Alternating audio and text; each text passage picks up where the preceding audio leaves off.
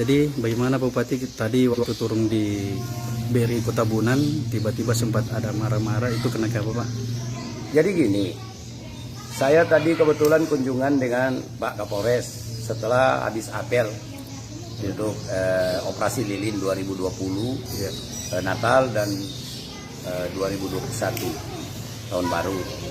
Kemudian kita jalan untuk bagi-bagikan masker ke masyarakat, bantuan dari Kapolda Sulawesi Utara.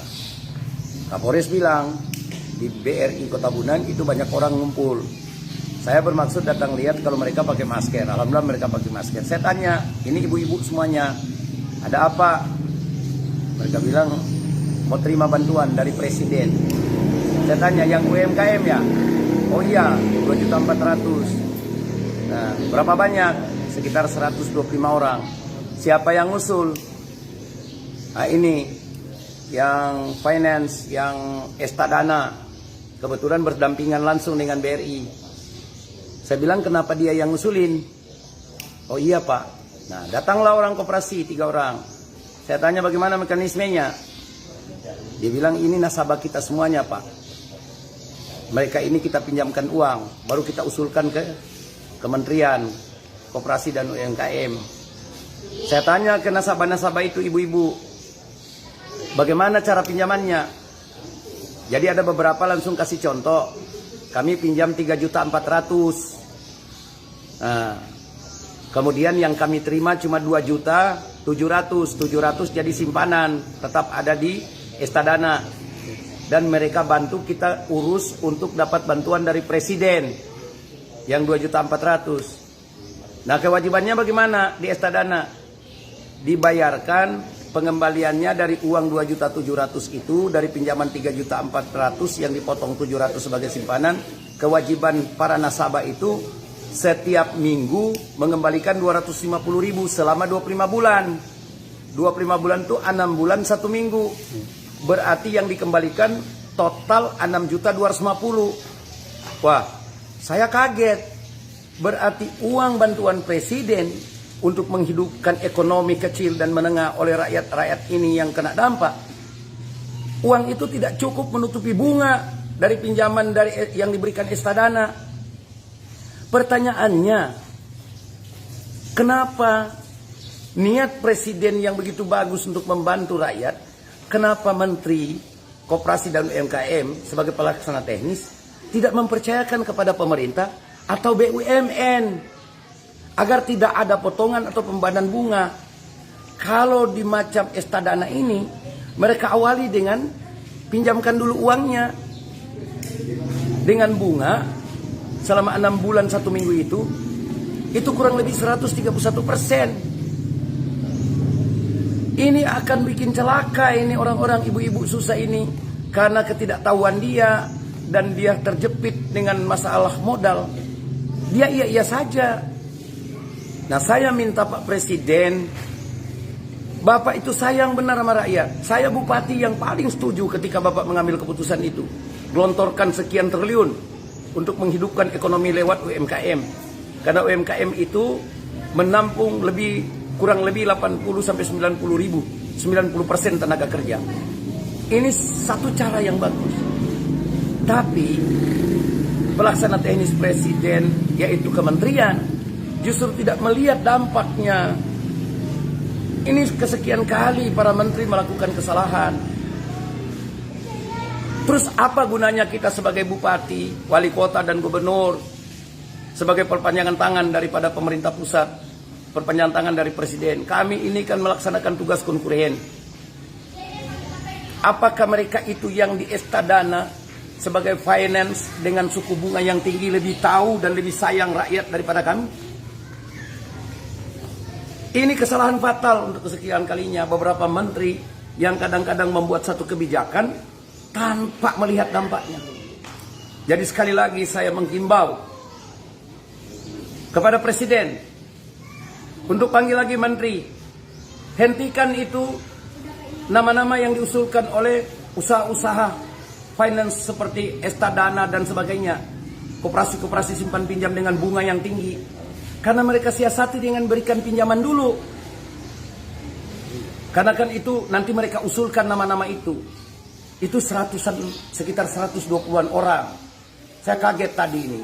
Tepatnya Senin tanggal 21 Desember.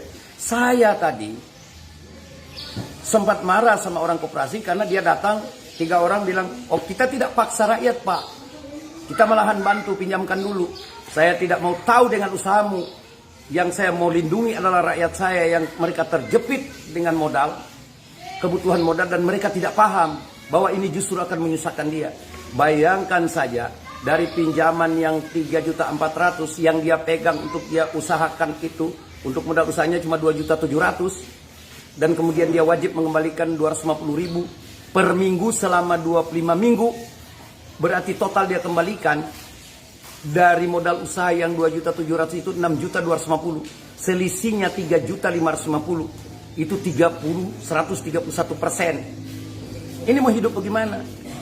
Berarti uang yang dia terima dari presiden, kasih sayang presiden, yang niat tulus presiden itu tidak cukup menutupi bunga dari pihak finance ini.